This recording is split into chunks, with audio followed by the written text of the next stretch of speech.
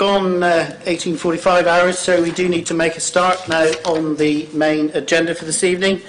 Item 1 is apologies for absence. Do we have any apologies for absence, please?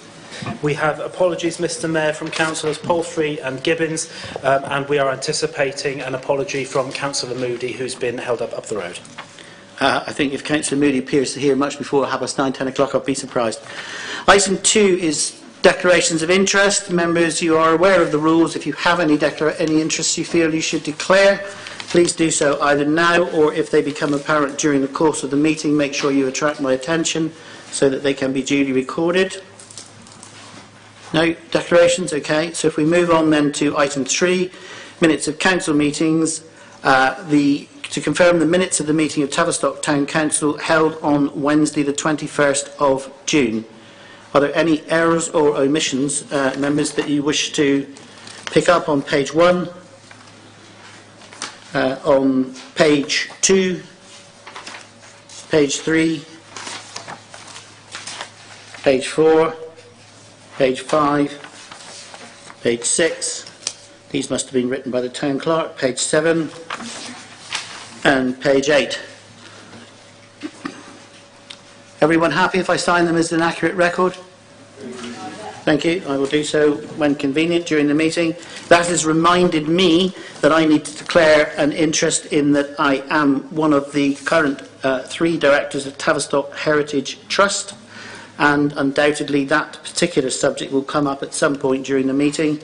I think last time around I declared probably a non-prejudicial interest, did I not? I will do so again this time.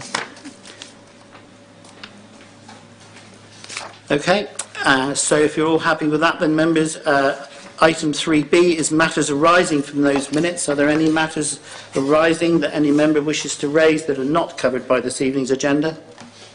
Councillor Ewings, please. Just one, but it'll be in closed session. Right, thank you. You know. Always better to get advance warning. Any other member got any matter arising they wish to pick up? No. Item 4 then, please. General Finance, the schedule of payments to consider and endorse the monthly accounts. You will note that any detailed questions should have been brought ideally ahead of the meeting, but on the schedule of payments, does any member have a question or a query that they wish to raise?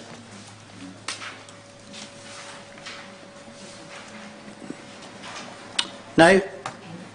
Okay, so if we move on to the budget monitoring report.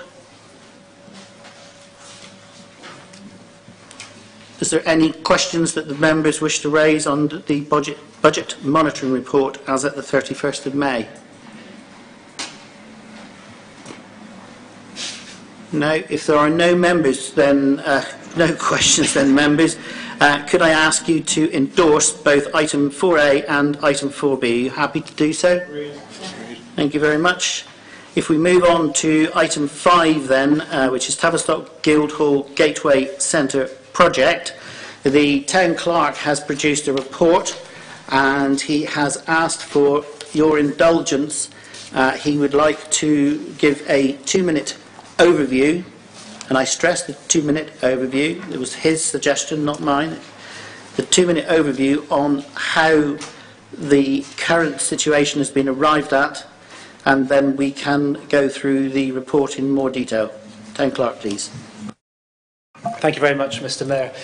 Really, this is just by way of context and background as to how we got to where we are today. Some members will recall that 3.5–4 years ago we sought to bring into play an arrangement for the Guildhall premises, which were not then in our ownership. They were owned by the Devon Historic Buildings Trust, which would bring them into public use and into public ownership. We submitted a bid then to the Heritage Lottery Fund for in the order of £900,000 to support that proposal, and that was unsuccessful. Heritage score on a number of counts, and in the areas of community and people we didn't score sufficiently highly. We reviewed the situation. We were fortunate in being able to acquire the premises subsequently from Devon Historic Buildings Trust, and we developed a second bid, and that second bid provided for very similar uses as in the first, but in addition it had the development of an umbrella organisation to represent heritage interests in the town and to bring heritage interests in the town together such that it could act both as an anchor partner in the delivery of the gateway centre element of this, which is about being a gateway for the World Heritage Site, but also could pack an additional punch for and on behalf of the heritage community of Tavistock in a coordinated way. And that was based upon a Central European model. Going forwards, that was successful. The amount of money which Heritage Lottery Fund indicated they would be able to make available was reduced to in the order of £740,000. But the fundamental concept, alongside what has now become Tavistock Heritage Trust, which is that delivery vehicle, has been unchanged. And from that point of view, we then embarked on the development stage. So that was the agreement in principle. The development stage is what you have before you tonight on the agenda, and that is really very much working through the detail of the concept, testing it, seeing what areas work, seeing what the costs are, what the risks are, developing the planning proposals, getting to the stage where you could actually procure that proposal, and understanding whether or not there are any risks or benefits which weren't previously identified within the stage one or the concept stage. So that's the point we're at. The information you had circulated to you prior to the informal meeting of council, the business plan, the activity, learning, interpretation plans, the sensitivity analysis, the management and maintenance plans, all of those form part of the wider picture which, if you like, sit behind this report.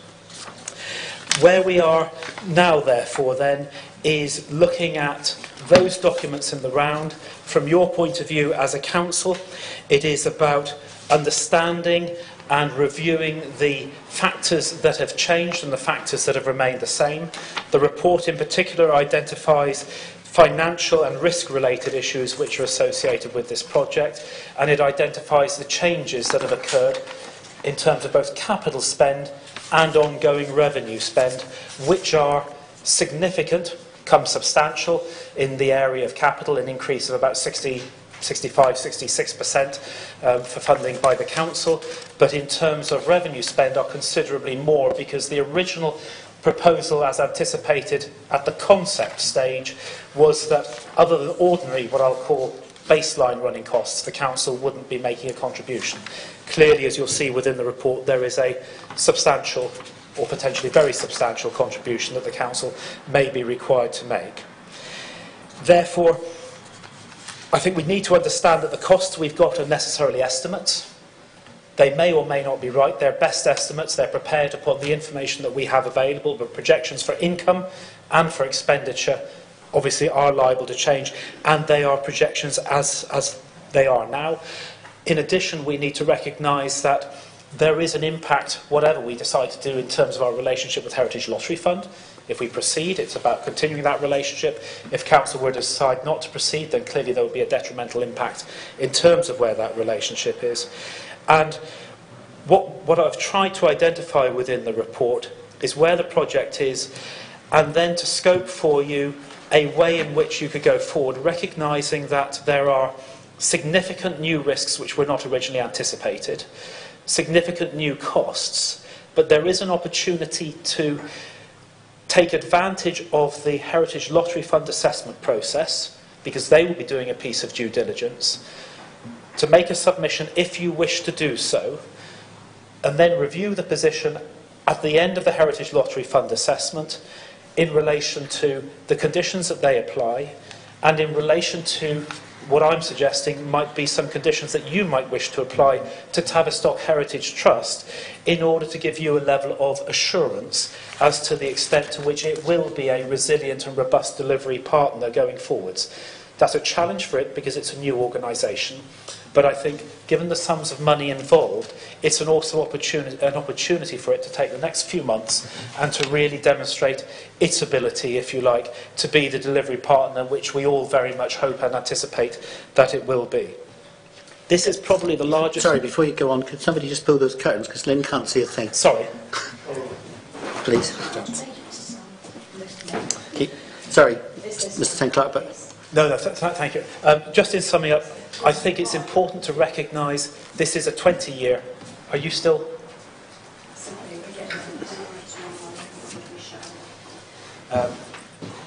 It's a 20-year commitment that we're entering into with Heritage Lottery Fund. Now, clearly, you could decide, if things weren't to work out, to repay the money at some stage, but that would be about £750,000, depending on the stage at which it was to occur.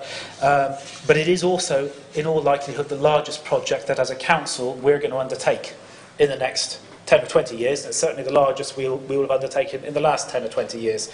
So this is very much your opportunity to reflect on the information you have before you and to decide how you wish to proceed and what, if you like, the risks, the costs, the opportunities and the benefits are associated with the proposal. Thank you, Mr. Chair. Before you sit down, Mr Clark, there are confusions in this document which I'm struggling with, and I know I've only got 2 neurons and most of the council's got considerably more, but I may not be the only one who's slightly confused. There's 3 sort of recommendations in the document. On page 3 we've got a series of recommendations.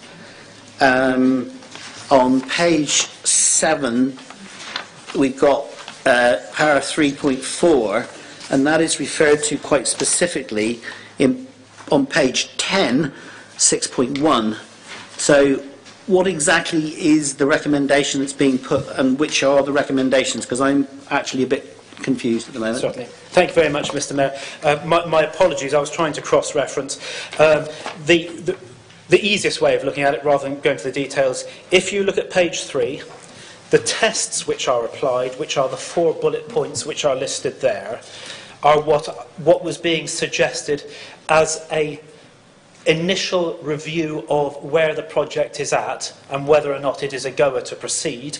And if you feel that either those tests are met or that they are capable of being met, and I think that's a very important qualification, then what you do is you move to page 10, and it would be the recommendations included in paragraph 6.2.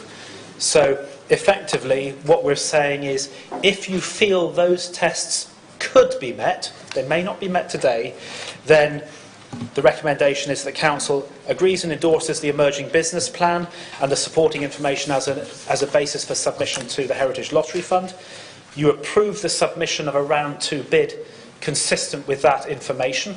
So that would be the sign-off to HLF and, if you like, registering all systems go for the mid-August submission date.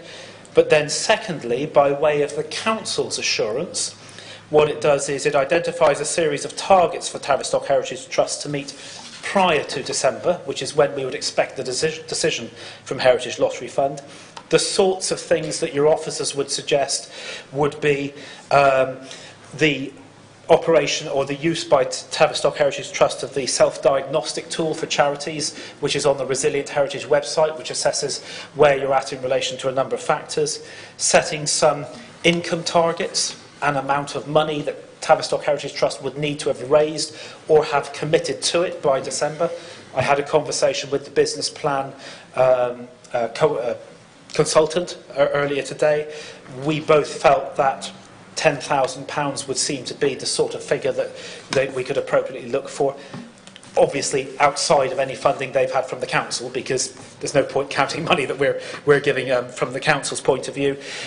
We don't need to understand what their funding strategy was and their funded work programme was going to be, and what their volunteer recruitment strategy was, and how the new board were going to operate, who the new board members were as a board rather than as an aspirational board. Those were the sorts of things we talked about.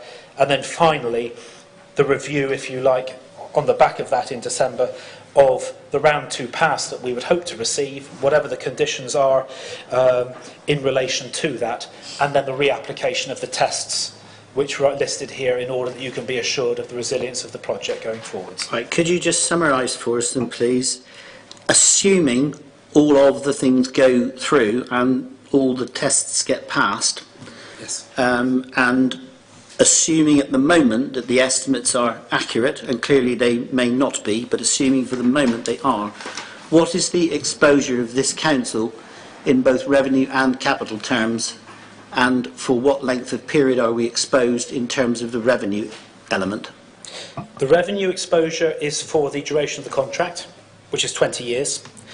The projected mid-range figure, which... Sorry, what do you mean by projected mid-range? We have 3 scenarios in terms of our sensitivity analysis: a best case scenario, a worst case scenario, and what we anticipate. So I call that the mid-range, my apologies. Right. But can I just, sorry, don't get too quickly, because I'm just trying to make sure that all the members understand. Of course. And I don't want to make assumptions that people know things that I know because I've been involved and they may not know. Who has put together best case, worst case, mid-range? How's that been arrived at? It's been put together by the business plan consultant, and that is based upon the discussions that she has had with the Town Council, with Heritage Lottery Fund and with Tavistock Heritage Trust. Okay, so the revenue commitment for 20 years, starting when? That would depend on when we actually started the project, but it would start in the first year of delivery, would be in the order of, for the 20 years, £711,000 at today's prices. Per annum? No, that's for the 20 years, £61,200 per annum. Right. And you're going to say, well, 61,000 times 20 doesn't add up to 711, but it does add up to £1,144,000 if you include the loan that we would need to take out for the £350,000 additional capital cost. Right, hang on a minute. So you're saying that for 20 years from the start of the project, the council would need to find £61,000 to meet the revenue commitment? Per annum, yes, at current values. Okay, and capital terms, capital-wise? Capital-wise, the additional cost that we have got is in the order of, I haven't got the figure right in front of me, but it should be, you can use the word approximately, it'll save you £334,000. That's an additional cost over what we had originally budgeted, and we had originally budgeted £488,000. So the figure has gone from 488 to a bit more than 7, but 8 something, was it? 822, is it? Right. Yes. Okay, so that's the situation that the council is facing, and you're saying that of the £61,000 per annum, a proportion of that is made up of interest on a public works loan board loan to meet the 334,000 that we need to find. Is that right? That's right, and that would be that proportion per year, based on £350,000 taken out over the 20-year term, would be £25,620. That's at current interest rates. Those interest rates wouldn't change. Well, they will change between now and when we take the loan out. They could, yes. They won't change once we've taken the loan out because it's fixed interest. But correct. But the Public Works Loan Board interest rate could shift depending on what happens in the economy. Councillor Ewings. I'm really sorry, Mr Mayor, but I'm very disappointed that you're going down this route. It's clearly in this report. For those of us that came last week, or 6 of us that came last week, we heard all of this at length, and you're now trying to go through it by, each course as you're going along. That isn't fair to those of us that bothered to turn up last week. And it just isn't fair. And why did the town clerk take the length of going to write this report when it's clearly all marked in here? We don't need to be doing this. We need to be getting on with it and making a decision. Thank you for your comments, Councillor Ewing. They're noted. However, there are members in this chamber who were not able to make last week's meeting, which was called without reference to any member in this council, as far as I'm aware. And therefore, those members have the right to have the situation laid out for them. Not every member in this council is necessarily able to assimilate things, and from a document of this length, they sometimes need, as I do, to see the bare bones of it. That is what I'm trying to establish, and that is what I've done. If you don't like it, then I'm sorry, but you're going to have to put up with it, because that's what I intend to do. Is there anything else that you wish to say at this stage? No, Mr Mayor. Thank you. Members, I don't intend to go through the report in detail. You have had the report, you have had the opportunity of looking at it, and whether you were able to attend last week's meeting or not, you have had the opportunity to ask questions, but I'm sure there would be considerably more questions to come out now. So, over to you. Councillor Smith. Yes, Mr. Mayor, I think that I should speak first, as I've been the representative on the project for most of the years it's been going, and have witnessed the development of the scheme. I hear the figures that have been announced, but I would like just to go through my version of the figures, and I'm welcome as anyone who's welcome to challenge it. You need Councillor Ewing's permission first, I think, Councillor Smith, but never mind. I'm sorry, Mr. Mayor, I don't need Councillor Ewing's permission to do that. My problem just recently has been that I'm concerned, A, with the attendance at the special meeting which was called, and B, that when I ask some questions about what this Guildhall project is all about, there seems to be some doubt in some areas about what it's all about and where we're at. And as a representative, I feel that I've probably not done the job I should have done, and the councillors are not aware of where we are. So I think, as we're being asked at this point, through the report, to approve the submission in the round 2, I think I should go through it because it's been recorded, and because there's a need for transparency. I think it's important that I do that, and I'm just ask your indulgence, sir, that if it goes on a little bit more than the time limit, that I do be allowed to finish. I'm actually not timing you, Councillor Smith, but I'm sure somebody around the table will be. Okay. I would just ask members to note that this is the first report, certainly for a very long time, that's come to members in the name of the responsible financial officer, not in the name of the town clerk, because the town clerk is the lead on the project, and it would be incorrect if he did not bring a report as the responsible financial officer. It is right that it is the biggest decision you're ever likely to make, well, as far as I'm concerned, and it is all about how we're going to spend council taxpayers' money. And we are being asked, do you agree to the proposal as it's been, and we've all had, it's all been circulated, but it's important that we take it forward as far as I'm concerned. It's all about the expenditure. Well, there's two sides. So the main one is about the expenditure.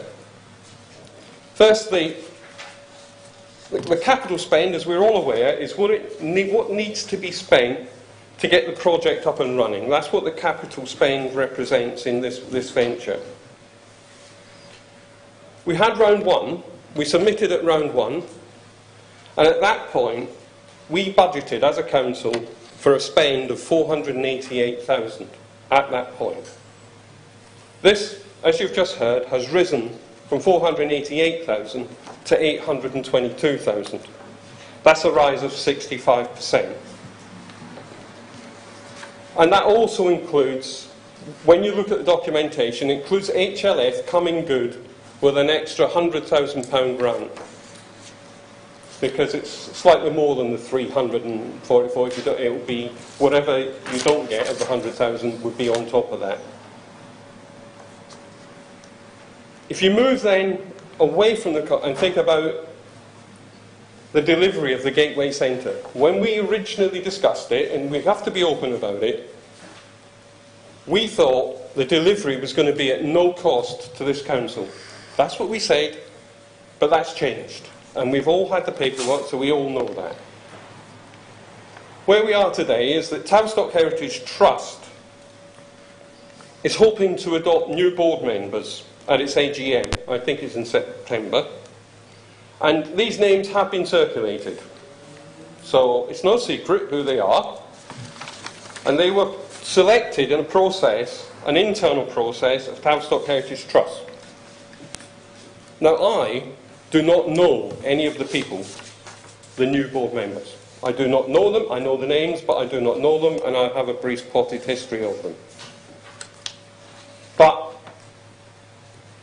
it is really up to us, or it's up to us to rely on their immediate actions when they take post to gauge whether, as a collective, they spend what is, in effect, council taxpayers' money well.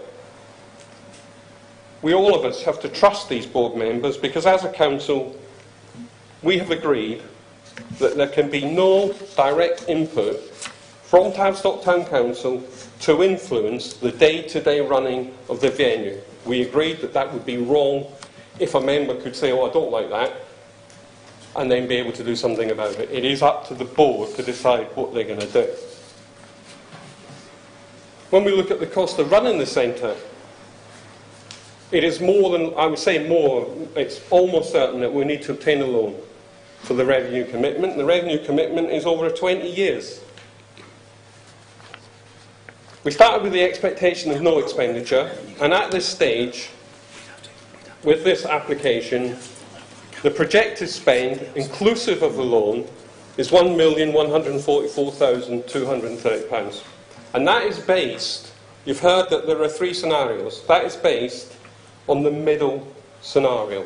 Not on the best, not on the worst, but on the mid-range scenario. And I think you also need to take into account the importance of voluntary working at this point, because the hope is that there will be 50 volunteers working in the centre, or there will be 50 volunteers involved with the centre, not all there at the same time.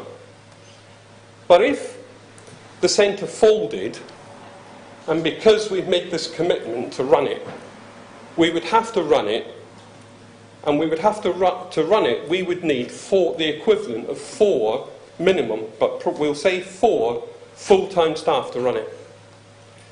So our commitment could then rise to about 2,719,000 if we had to employ the staff to run it because it had been started and then had to be continued. So in your report you see that paragraph 3.2 brings the whole of the costs and predictions being considered.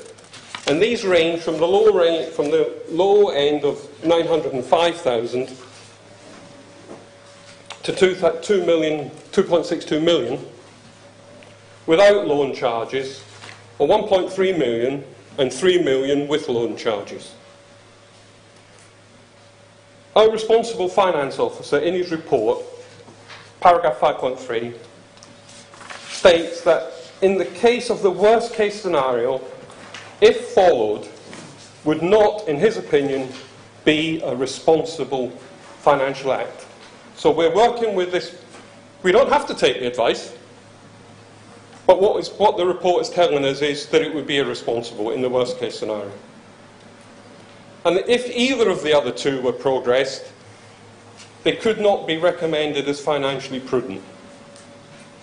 And that's the area in which we make this decision. We can make a decision, we don't have to take any notice of it. I've laid these facts before you, not because I want to frighten you, but because I've felt a responsibility for all of this.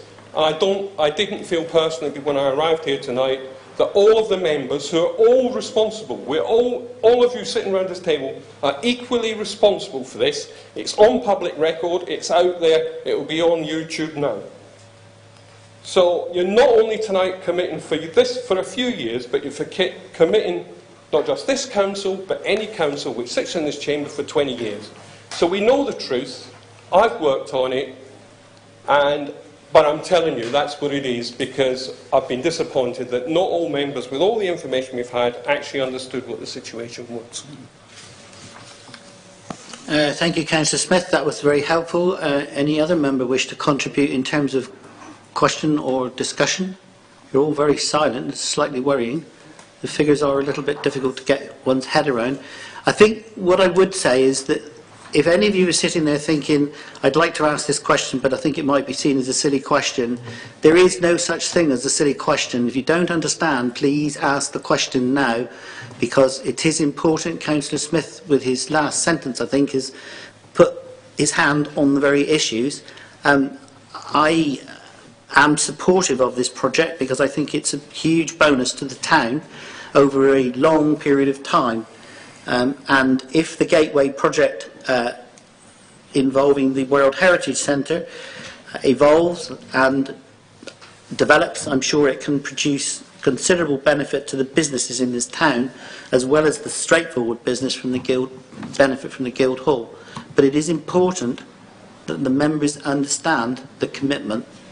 I absolutely agree with Councillor Smith 100%. So if you have any questions or queries or doubts, there's no such thing as a silly question. Please ask the questions, because now's the time to get it out and said.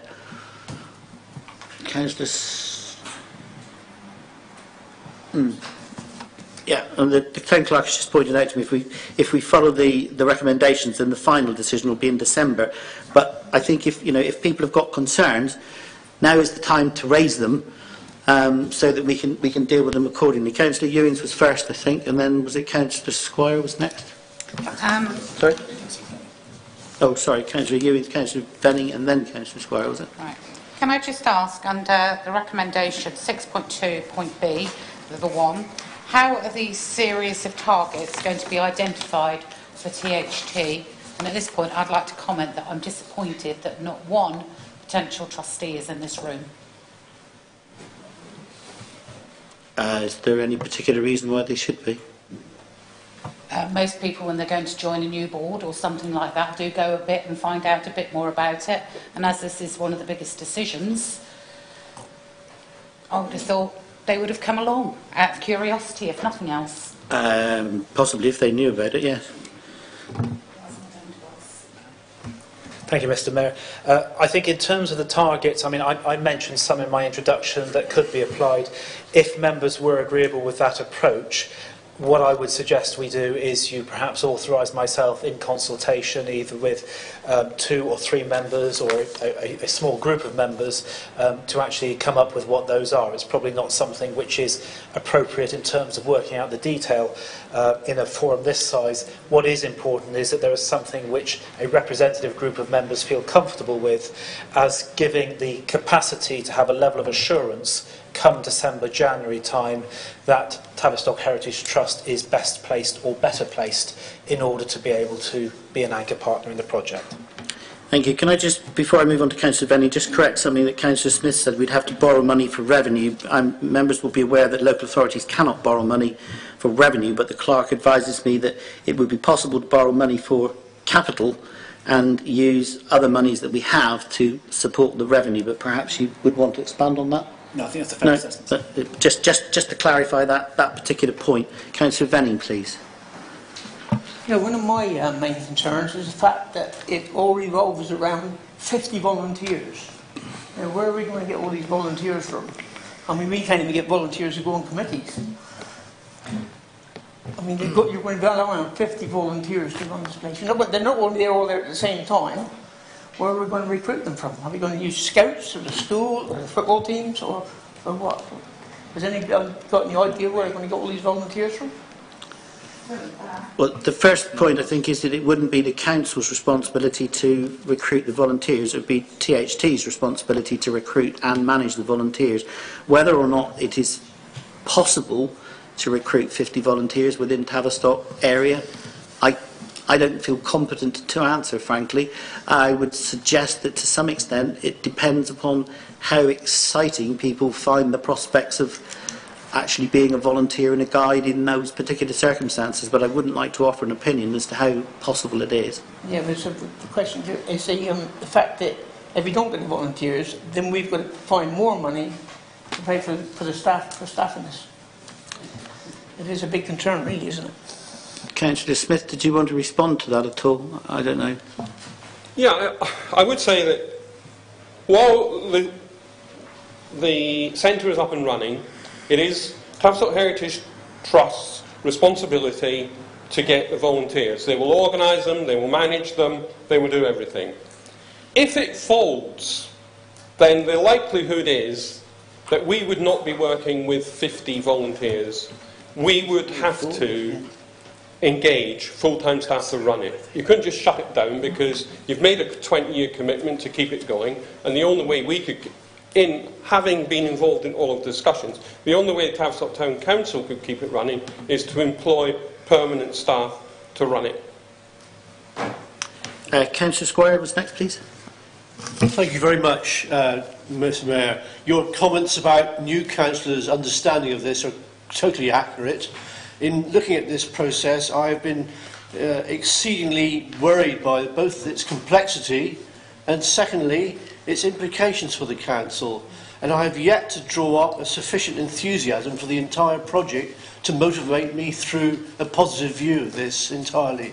My own view is that I think we're in a very serious position with the amount of finances, and I would be very interested to know why we cannot return the project if we look at 3.4 bullet point B, that the scheme itself is desirable and deliverable. I personally cannot answer that in a positive way. I would very much like to see the Guildhall returning to a magistrates' court, us supporting it with the magistracy, and having a local court in the town. I am totally lost as to the involvement of this council, and I do appreciate and admire councillors who've been involved with this project for a considerable time. So what I say is with some hesitancy, but I am very cautious about progressing in such a manner as this. Thank you, Squire. You are an equal member of this council with everyone else, and you should not feel reluctant. If you have a view, then please express it, and we're delighted to hear it. Can I ask the town clerk, what are the implications if this council was not willing to take this matter forward? It's a rhetorical question as far as I'm concerned, but it won't be for the members out there. I think that depends to a certain extent upon the point at which that decision were to be made, whether you felt that you had explored all the avenues that were available to you, whether or not there had been a measured consideration of the benefits and the drawbacks. Because I think when you're talking about something of this size and scale for an organisation of our relative small size, it is very much about recognising that you can go for or you can go against the project, but there will always be people who are passionate in a different direction for whatever reason. And therefore it is about having a clear way of understanding and articulating the nature of how you got to the decision that you came to. I personally am and have been increasingly conflicted because I have two roles within this. You know what my view is in terms of my role as the responsible financial officer. That's a statutory role I have for the council. I also have a role as your town clerk and the project lead on this. In many ways, if you look at how the project itself has developed, Tavistock Heritage Trust itself over the last few months, whilst it isn't where one would necessarily wish it to be, it has actually developed quite rapidly in terms of its new governance arrangements, the support that it has put in place at officer level and in terms of volunteers who are supporting the formation of the trust. It has a plan in terms of how it's going to go forward. The consultants have come together as a team. The capital side is very highly developed in terms of what that would be. We have a strong activity, learning and interpretation plan around it. So, I mean, I think I am conflicted, and I think some of the members who've been involved in the process are as well.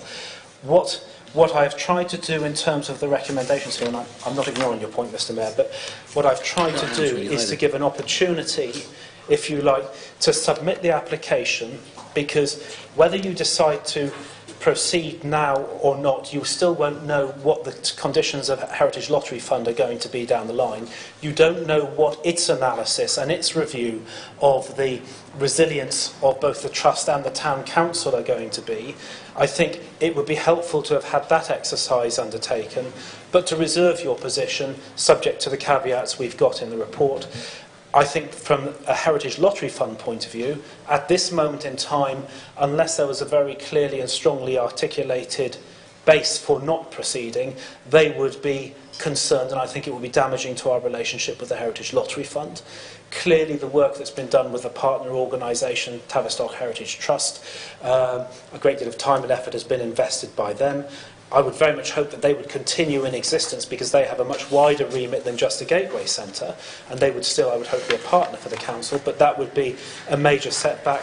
And I think we've also got to recognise that the aspiration of the gateway centre has always been to make Tavistock itself what is called a key centre, one of what would be 3 key centres in relation to the Cornwall and West Devon Mining World Heritage Site. And it would be very hard to see that we'd be able to meet that strategic goal. So the consequences would be around those partnerships, those relationships, and also that strategic aspiration both for this council and the county council and indeed the borough council in terms of the key centre status. Have I addressed your point? sufficiently so. Can I just translate it into a simple question? If this council were minded to not support the recommendations that you've put before us tonight, would that mean that the Heritage Lottery bid could not go any further? If we do not make a decision, well, I think tonight, realistically, because the submission date is going to be the 14th of August, if we do not make a decision now to proceed, then there will not be another extension of time from the Heritage Lottery Fund, so far as we are aware. The application will fall, the work which has been done will be lost, and if we wish to submit either the same scheme again or a new scheme, we would have to go through the applications processes with Heritage Lottery Fund. Right, and fall away. the consequences to this council would be that the council would have a building which it owns, which is a listed building, which it is required by law to maintain in reasonable condition outside and in, and the council would have to bear those costs. Is that correct? Yes. Thank you.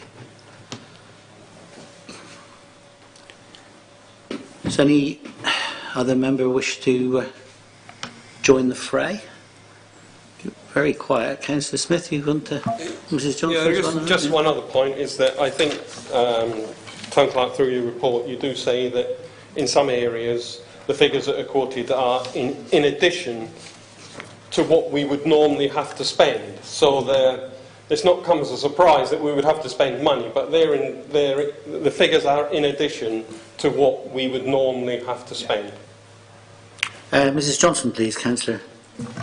Thank you, Mr Mayor. This project has been a long time working up. It's people have put a huge amount of effort to it. The council have been advised and informed at every stage along the way of what's going on. I was particularly encouraged at last week's meeting to listen to the people who have put the application together. It's an exciting application. It's going to be a difficult decision to make, but I really think that we have got to go with it. I think there's been lots and lots of work that's gone into it, and I think if we don't go for it, we'll have missed out. So I'd be really disappointed if we don't. Thank you for that. I wonder if members are aware of the significance, really, of becoming a gateway to the World Heritage Site.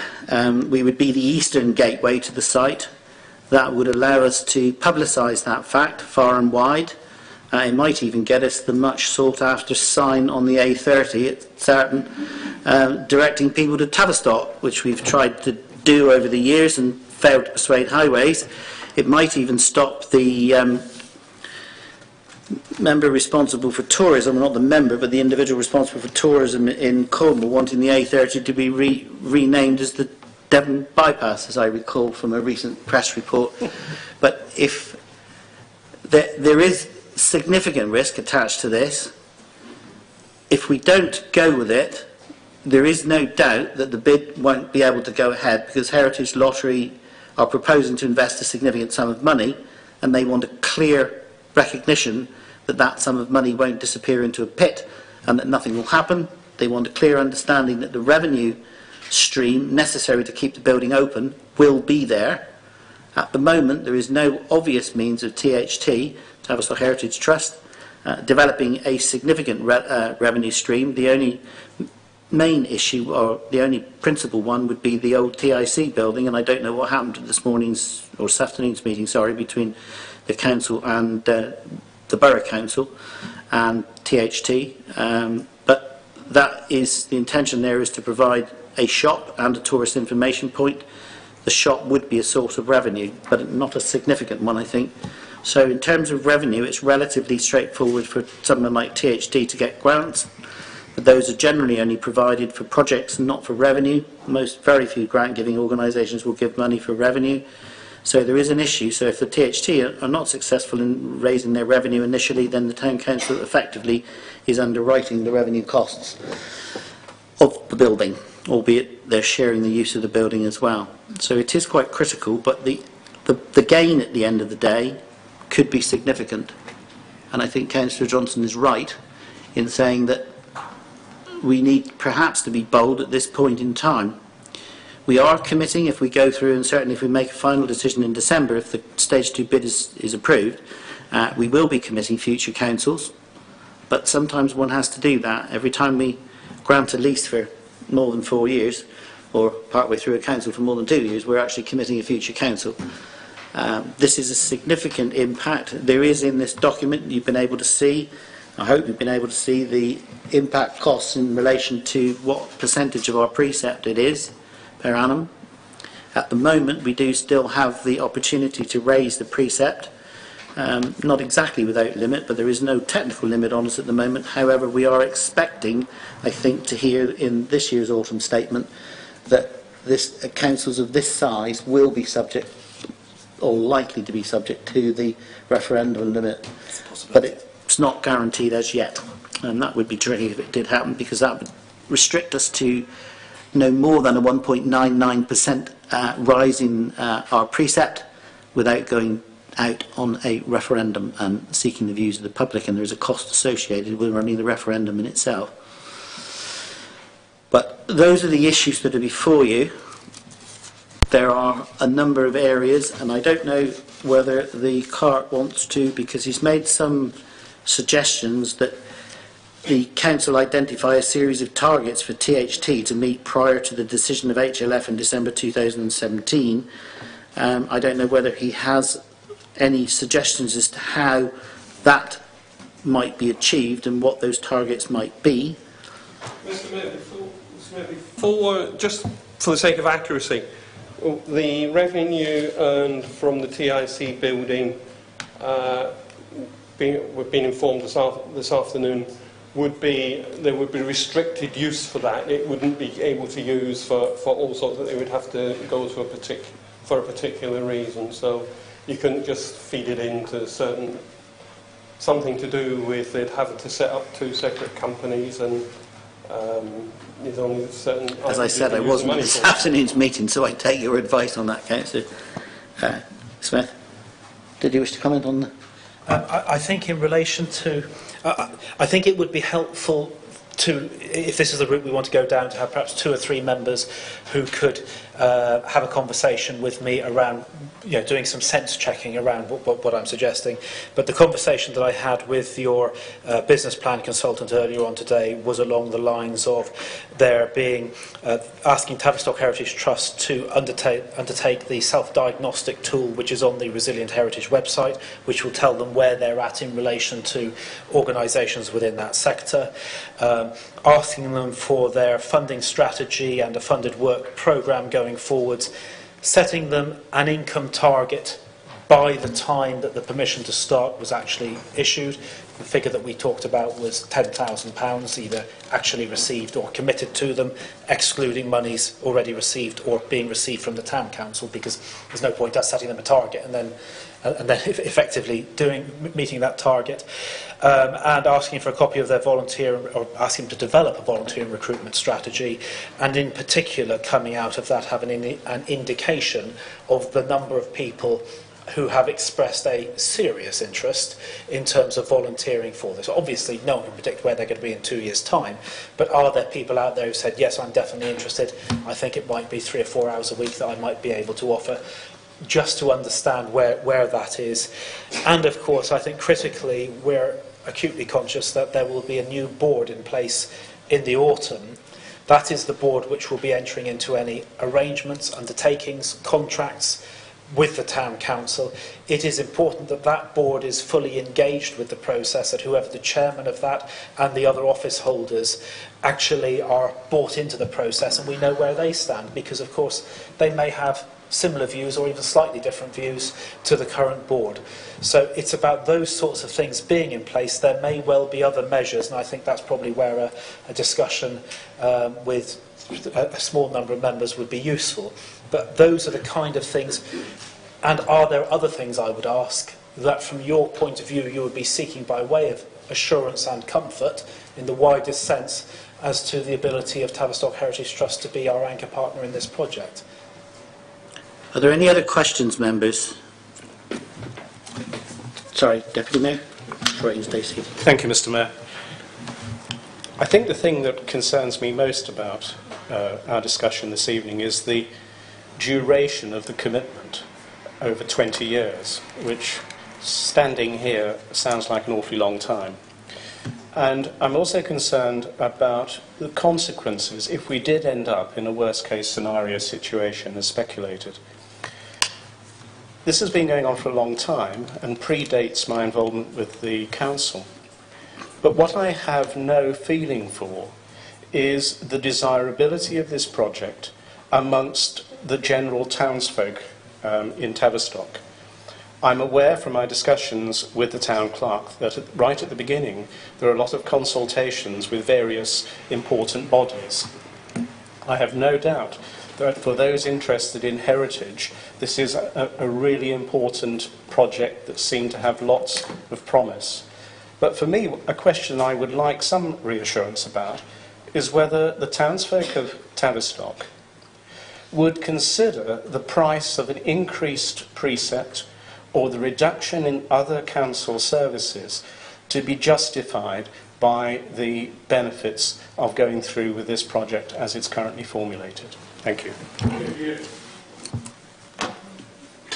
I don't think anyone here this evening can give you an answer to that question. I think we note the question. I think it must be in all of our minds, or I hope it's in all of our minds. It's certainly clear in my mind that is, as a councillor, that is one of my major responsibilities. Mr. Clark? I can't answer that question, but I think just that I should be clear. In relation to the overall cost, clearly there is an opportunity. So let's just say you ran for a period of time and it was fine, and then the worst case scenario emerged at that stage. There is the opportunity to repay, and that would be the £740,000 or such other amount as was directed by Heritage Lottery Fund, if the need arose. So whilst the agreement is for 20 years, you can terminate that by virtue of a repayment of whatever the appropriate amount is as determined by Heritage Lottery Fund. You aren't tied into the 20 years and you have to deliver that, provided you actually repay on that basis. I think what the recommendation here basically does is it says you have an opportunity to get more information before you to make an informed decision as to whichever way you feel is the appropriate way to go, by virtue of getting HLF to do their due diligence, to understand where they're at in relation to the process, what they feel the strengths and the weaknesses are.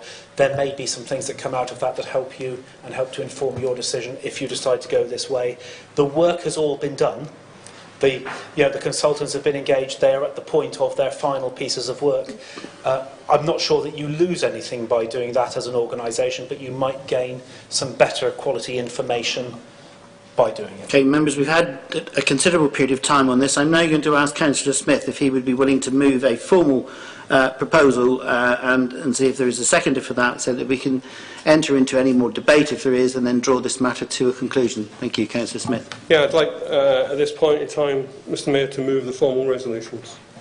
Thank you. Can I just be clear then, for members' benefit, is this as set out in para 6 on page 10 and 11? Those are the making. Is there a seconder for that? Thank you, Councillor Sheldon. Do members wish to enter into any debate before we move to a vote? This is the opportunity. We've been in questions. Is there any debate from members? Councillor Smith? I just add one point in response to what the town clerk said. The thing that HLF will be looking for is that this council guarantees the money. That's one of their major concerns, and that's what we would be doing if we agreed for the whole thing to go forward. We, as a council, for the next however long, would be guaranteeing this funding. Thank you for that. Any further debate from members, or are you happy if we move to a vote at this time? Okay, those in favour of the proposal, please show. 1, 2, 3, 4, 5, 6, 7, 8, 9, 10, 11, 12. I think that is carried unanimously. Thank you very much for that, members. Sorry it was a long time, but it is a big decision, and it was important that everyone understood. So can we move on then, please, to item 6, which is Budget and Policy Committee. Can I just ask one question? I apologise, Mr Mayor. Are you happy with the test or the assurances for Tavistock Heritage Trust as I outlined, or do you? You are. Thank you. We have accepted the recommendations as set out in paragraph 6 on pages 10 and 11. It was just that I reported them separately. That was thank you. Right. Item 6 then, Budget and Policy Committee. To consider the minutes, are there any issues arising from those minutes that any member wishes to consider or debate? No? So are you happy to accept them? Sorry, Councillor Smith? Sorry? Yeah, it's within the recommendations on page 3. Mr Mayor, we suggest the identify and appoint dedicated members to take the lead on behalf of the Council in connection with the neighbourhood plan.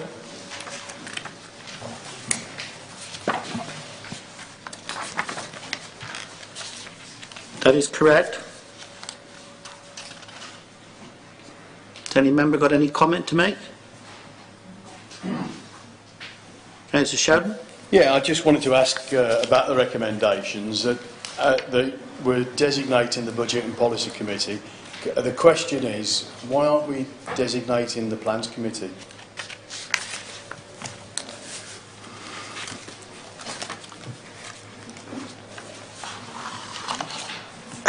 Do you want to respond? I could, but I'd rather you did as Chair of Plans. Yes, thank you, Councillor Sheldon. I think, as constituted, the Plans Committee would benefit from the greater experience of some of the members who sit on B&P. I think this would be such an important project for the town that we should call upon all councillors who have expertise or interest and not just restricted to the Plans Committee. Yes, with respect, you could co-opt interested members onto the Plans Committee, because I foresee that a neighbourhood plan would need a separate group. I know that you've designated the lead, but it would need a separate group, and it would be a case of the Plans Committee then leading that group. Well, the intention, Councillor Sheldon, is to designate the Budget and Policy Committee as the lead committee, but there would need to be a neighbourhood plan group set up, which could be chaired by a member of this council, it could be chaired by any other resident within the town, and should comprise a significant proportion of residents from within the town, and not be overwhelmed by members of this council. And the neighbourhood plan needs to involve residents, needs to involve the business, and obviously needs to involve this council, but it should be an even spread. But there has to be, the town council by definition has to be shown to take the lead, but it doesn't need to chair it. It could, but it doesn't need to. But it has to have a direct involvement, and it has to get fed back through somewhere. Yes, well, if council are happy with that, from my personal point of view, it would have been good to see that the Plans Committee, which is identifiable of what they're doing, to do a town centre plan. I don't think it's either here or there. As you know, the Budget and Policy Committee are fairly new. It's a fairly new committee, and I take Councillor Ward's, I take his input regarding experience, etc. But within the plans, particularly say West Devon Borough Council, it's an identified committee, and you may have to pull in you are going to have to pull in people from West Devon Borough Council to give further guidance on this. But that's my suggestion, but obviously we can carry on until times if we don't need to. I think we need to draw a distinction between the Plans Committee, which deals with planning applications, or development management, if you wish to call it that, and a neighbourhood plan, which is a strategic planning issue. So it doesn't necessarily or naturally fall into the Plans Committee. If you take, for instance, Buckland Monacorum, who are probably the most advanced neighbourhood plan that we've got now throughout the West Devon Borough Council area, they are led actually by someone who does happen to chair the Plans Committee, but is a member of the thing. But it's not the Plans Committee. The Plans Committee is quite separate from that. And the individual who's leading it was a previous chairman of the parish council as well, because they rotate, and that's who's been leading that. But it's comprised of lots of different people. So, you know. Well, members, you've got to, if you do you want to debate that recommendation, or are you happy with it as it stands? Okay, so we need someone to propose those minutes, I think, do we not? We do, Mr Mayor, in relation to the non-confidential items. Can I just clarify, we've got the lead committee, which we've clarified there, and item 3. Do you wish there to be 3 or so members of this council who are identified as being the core members for engagement with the neighbourhood plan group, which will sit below this, and in terms of providing the council's representation and leadership within the actual neighbourhood planning process?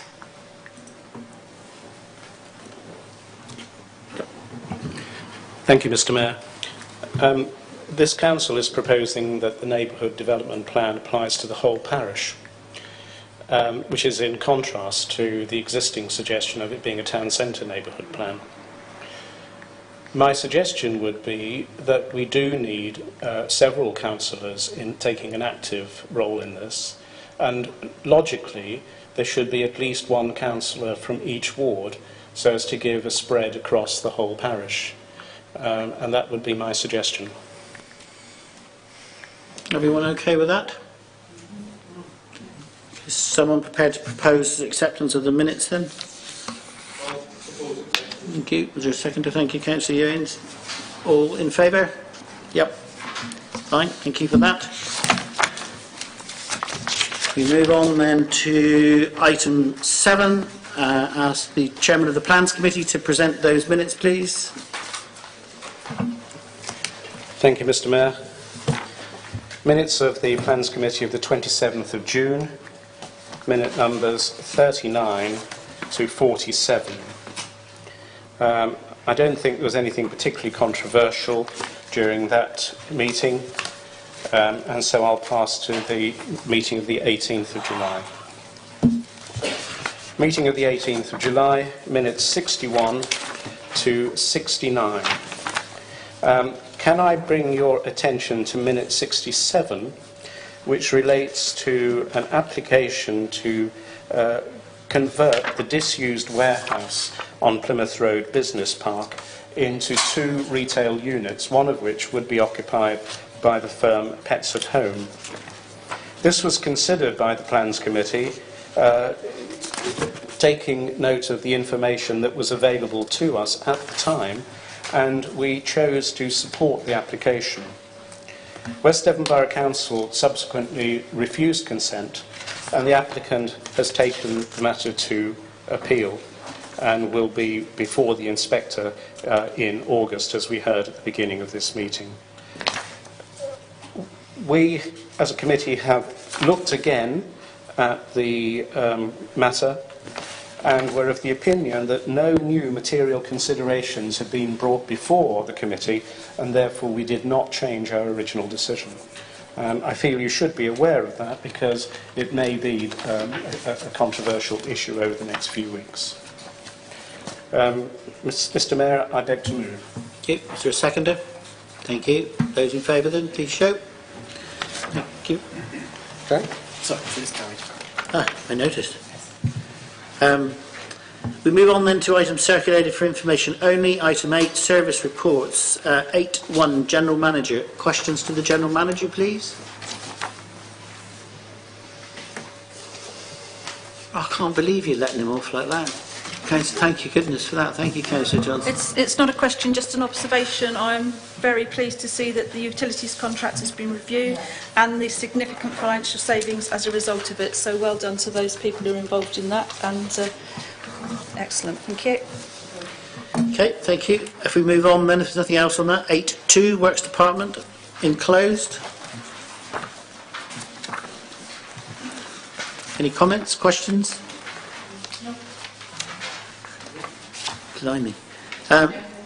If we move on then please to Town Hall, enclosed. Any comments or questions? Councillor Ewings, please. I'm a bit confused about a comment written in this set of notes that tells us to refer then to the pannier market, and there's only, well, it's pretty much just the same as in the first one, so I'm not quite sure. Would you like to point us it's to the... It's about the visited for Bridgenorth. Sorry?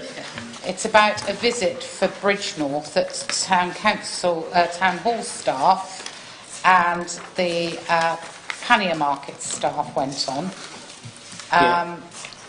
And it's 3 lines long in one and about 5 lines long in the other, saying the same thing pretty much. So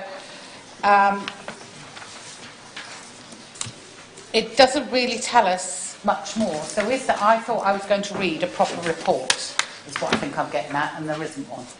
Right. We can provide a briefing note from the managers. You've had that at budget and policy from the cemetery administrator in relation to the VAT implications, but the rest of the actual conference can follow. Okay, so I think what you're saying then is at the Town Hall Manager's report, referring us to the Market Reviews report, it's a bit of sort of... Which there's not. Yeah, well, it's the way that officers operate to confuse members.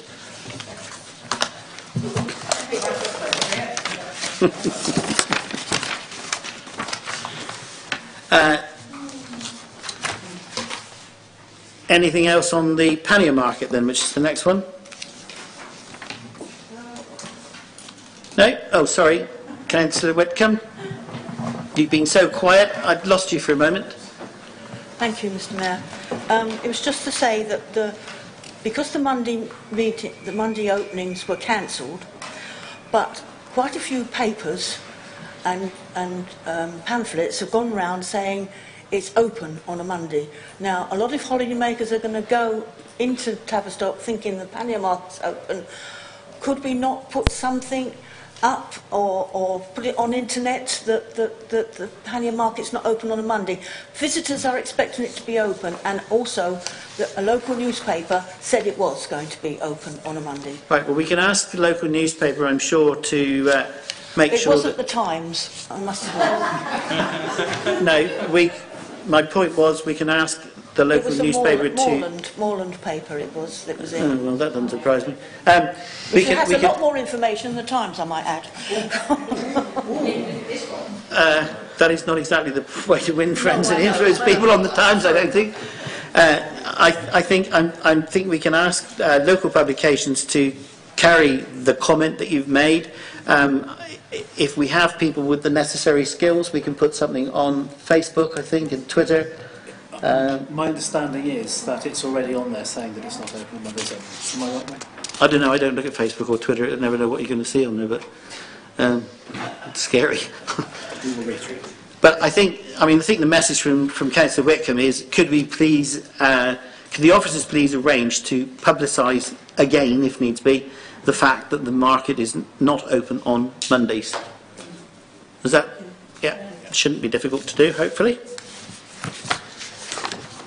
Okay, so if we move on now to item 9, finance and other matters, to receive information, the report of the Assistant Town Clerk, or the Assistant to the Town Clerk. You will note the dates for your diary. The civic service is on the 24th of September at St Eustatius Church. The Macmillan Coffee Morning on the 29th. Remembrance Sunday on the 12th.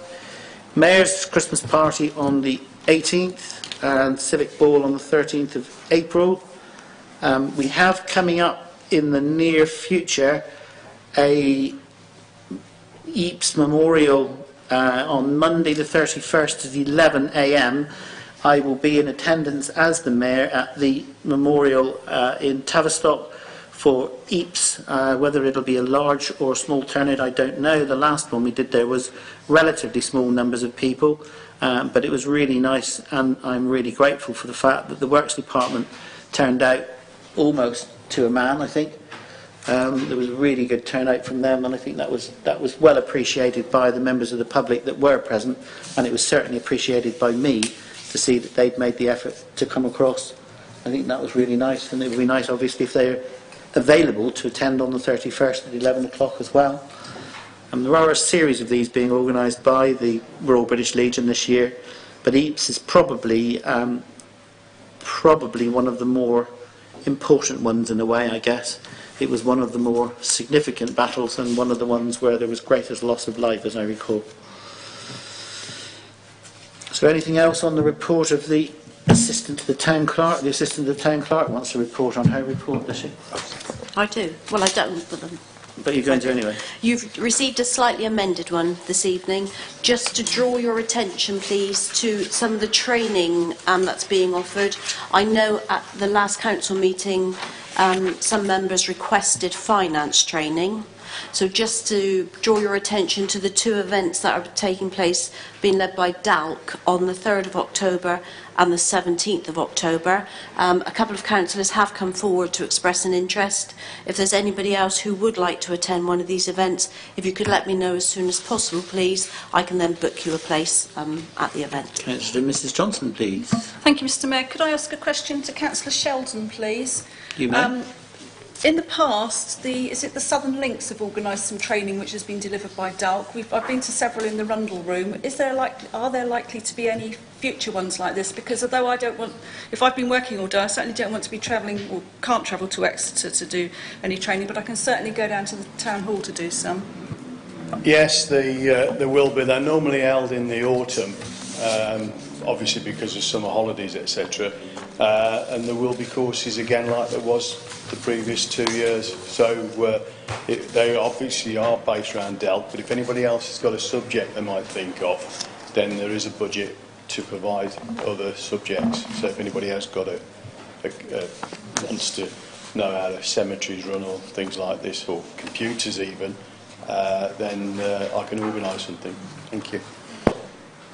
Thank you. While we're on the subject of training, I think the matter of some additional training for the members of the planning committee has been raised. I don't know whether that matter's been picked up and is in train, but it is easily arranged, I think, with the Borough Council, should you so wish, or other people as well. And any member of the planning committee is always welcome to attend the planning committee at the Borough Council, so that you have an opportunity to see what happens to the recommendations that you've put forward. But I think the clerk has noted the request for training. I think the details for that can be dealt with outside of the meeting. So is there anything else on the report of the Assistant to the Town Clerk? No? So then if we move on to Tavistock bid, minutes of their meeting, which are enclosed. Any comment, or are you happy to just note, Councillor Mrs Johnson, please? So I was very pleased to see that there looks as if there's a possible use of the old Co-op bank building. That sounds very encouraging, as well as some more food outlets in West Street. Okay. Chamber of Commerce, minutes of their meeting. Any questions, queries? Councillor Mrs Johnson. Thank you, Mr Mayor. I was very disappointed to read this, the comment about Kingdom House. As many of you all know, I serve on the board of Kingdom House as a representative of the Town Council, and their comment is the penultimate paragraph on the bottom of the second page. I would add to that, I don't know if anybody from the Town Council went to this meeting or goes to the I think it says that Councillor Williamson was actually present. All right, sorry. Representing the Town Council. Sorry. I would say that there is a very detailed business plan which has been fully completed by the trustees of Kingdom House, and as trustees we're confident it should satisfy all requirements when applying for funding, and indeed it was used when we applied to the Tavistock Townscape Heritage Project and was successful. Thank you. Thank you. Anything else on Councillor Williamson? I would just plead that I be furnished with a copy of that to take to the next meeting of the whatever it was I attended. Chamber. Whatever its name is.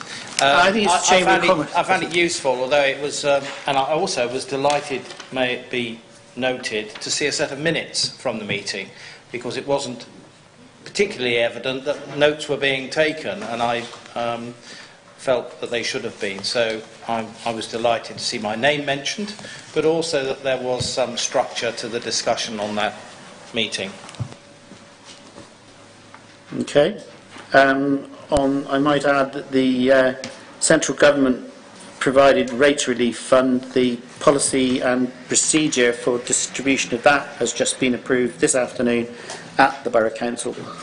So that is now, well, it was in the public domain before because it was in the open part of the meeting, but it has now been approved. So if anybody wants to look at that, they can see it.